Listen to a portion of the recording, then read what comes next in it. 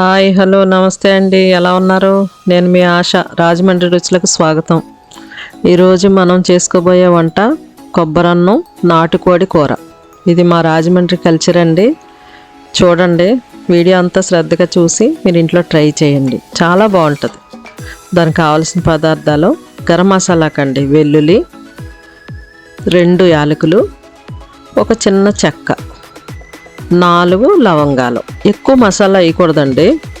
ధనియాలు 1 స్పూను, చిన్న కొబ్బరి ముక్క, ఎండు కొబ్బరి ముక్క అండి చిన్నది, 1 స్పూను జీలకర్ర, అంతే మన గరం మసాలాకి. 3 చిన్న ఉల్లిపాయలు, 6 పచ్చిమిర్చి.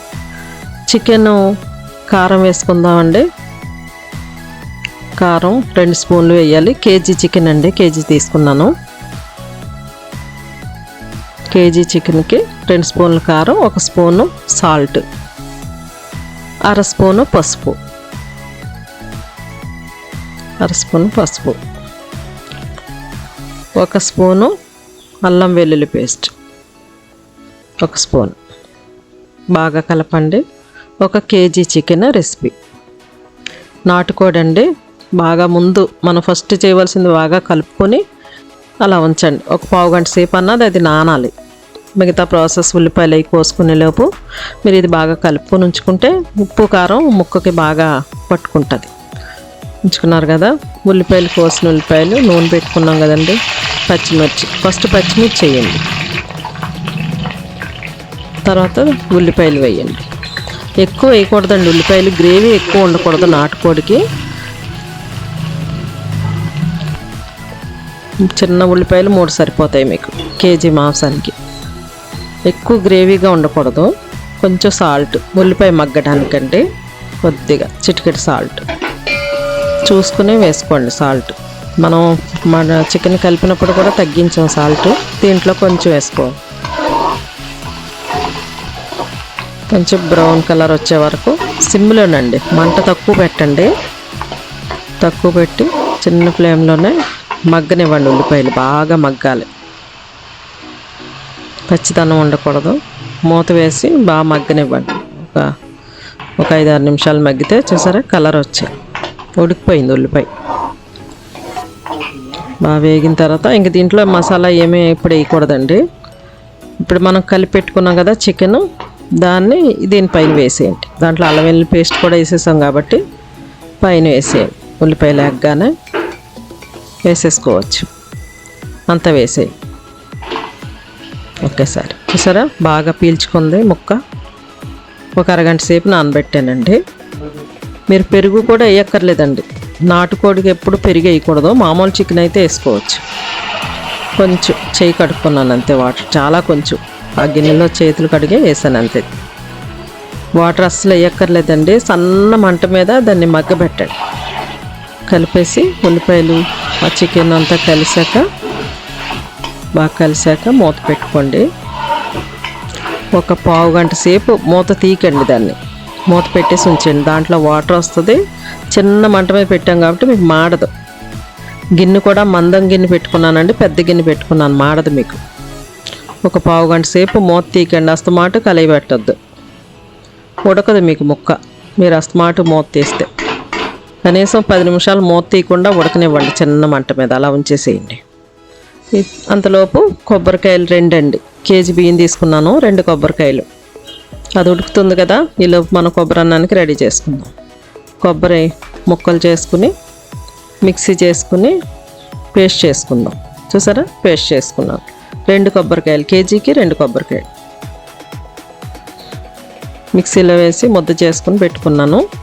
దానికి కొంచెం వేడి నీళ్ళు, ఎంత 4 గ్లాసులు అండి, 4 చిన్న గ్లాసులు బియ్యం వేసాను, 8 గ్లాసులు వాటర్ వేడి చేసి ఆ కొబ్బరిలో వేయాలి.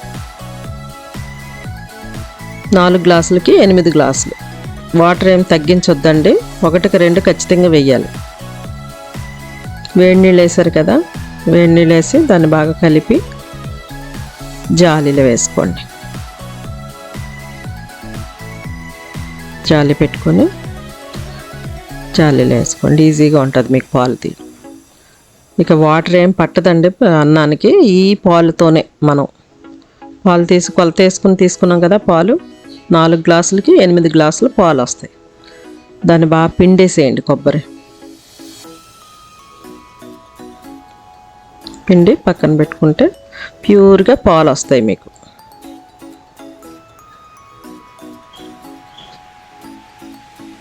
పిండేసి ఇది మనకి కొబ్బరి ఇంక పని చేయదు, పారేసేయడమే. పాలు ఒకటే మనం వాడుకునేది. చూసారా పాలు చిక్కగా వచ్చాయి. ఈలోపు ఒక బాణీలోని పాలు వేసి మనం ముందుగానే బియ్యం కడిగి పెట్టుకున్నామండి. ఓ 10 నిమిషాలు నానబెట్టాను. ఈ పాలు ఒక గిన్నెలో వేసి జాగ్రత్తగా కింద వలకుండా పెద్ద గిన్నె పెట్టుకోవాలండి. అన్నానికి కూడా బరువు గిన్నె, పెద్ద గిన్నె పెట్టుకోవాలి. ఇప్పుడు పెద్ద గిన్నెలు వాడండి, గ్యాస్ వేస్ట్ అవ్వకుండా ఉంటుంది. ఫ్రీగా చక్కగా టేస్ట్ కూడా బాగుంటుంది. పెద్ద గిన్నెలో ఇరుకిరుకు కాకుండా విశాలంగా ఉంటే గిన్నె మీకు పదార్థాలు చాలా టేస్ట్ వస్తాయి.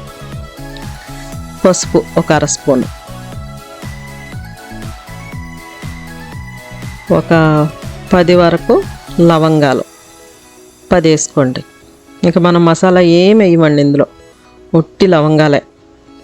కొంచెం షుగర్ ఒక స్పూను, టీ స్పూన్ కొంచెం, ఒక 10 లవంగాలు, ఒక 10 లవంగాలు వేసాం. ఇంకా మసాలా ఏం అక్కర్లేదండి. కరివేపాకు జస్ట్ ఫ్లేవర్ కోసం అంతే. కొత్తిమీర కూడా అవసరం లేదు, ఏం అక్కర్లేదు. ప్యూర్గా కొబ్బరి అన్నం అంటే కొబ్బరి పాలతో వండేదని. అది బాగా కలుపుకొని పాలు, సాల్ట్ అప్పుడే వేయకూడదండి.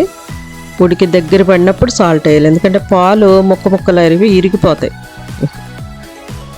ఆ పాలు కలిపేసి ఇవన్నీ కలిపేసిన తర్వాత బియ్యం వేసేయండి. దాంట్లో నానబెట్టాం కదా 10 నిమిషాలు, ఆ బియ్యం వేసేయండి.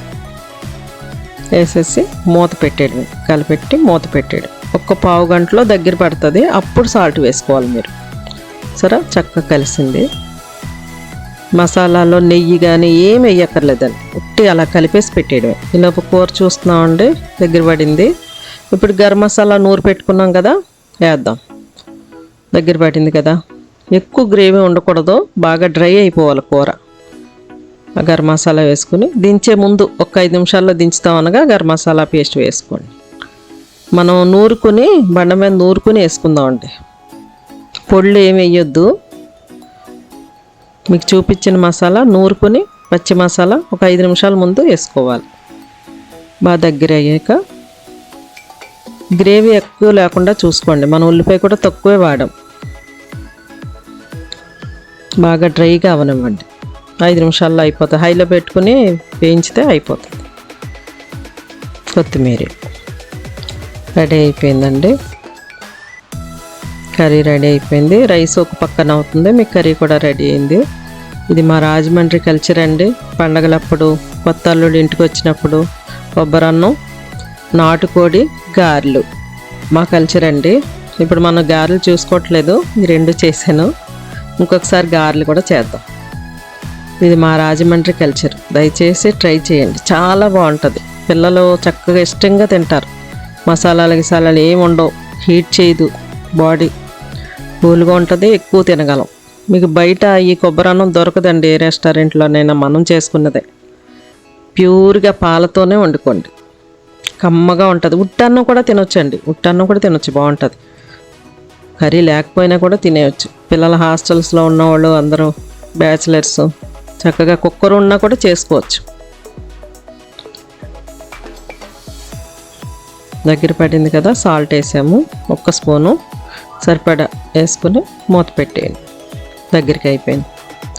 సరే చక్కగా తయారైంది. ఇంక దీనికి ఏం వేయక్కర్లేదండి, అయిపోయింది అన్నం. 1కి 2 కరెక్ట్గా పడుతుంది పాలు.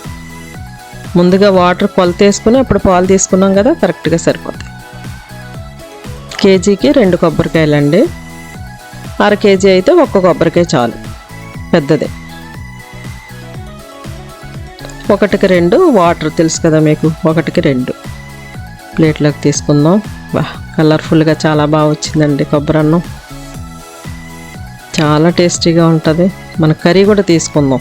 దీని కాంబినేషను నాటుకోడి కూర. అబ్బా సూపర్గా వచ్చిందండి. దగ్గరికి అయిపోయింది చూసారా. డ్రైగా ఉండాలి. పులుసులాగా అస్సలు ఉండకూడదండి కొబ్బరి అన్నానికి. మీకు నాటుకోడి కాంబినేషన్ అనమాట, కొబ్బరి అన్నం నాటుకోడి. ట్రై చేయండి, టేస్ట్ చేయండి, కామెంట్ చేయండి. Thank you.